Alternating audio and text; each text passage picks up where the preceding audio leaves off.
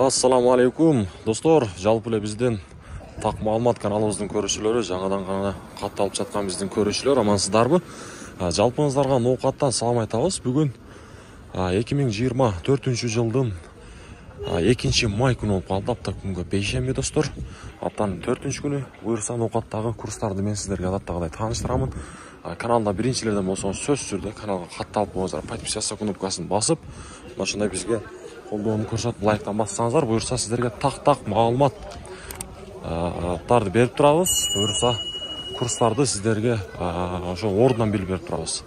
Бул жерде Капитал банкта достор, бүгүн ноокатта экилеп банк иштейт окшойт. Менин байкашым боюнча Капитал банк сатып алуу доллар 88.60, евро 94.60, рубль болсо 0.935 тыйын. 1000 рублиңиздер ошондо 935 сом болуп турган кезде достор.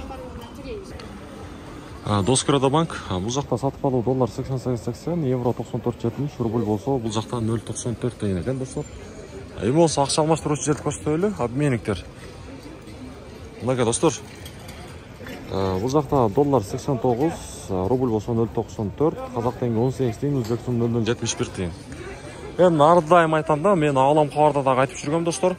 Эмне себептен мына ушундай обменниктер менен бул жакта банктагы курстар ушундай дем алыш күнү, майрамдар күнү ушундай бирдей болуп калат. Башка банктар ачылганда башка мынау бирдей коюлбайт да достор.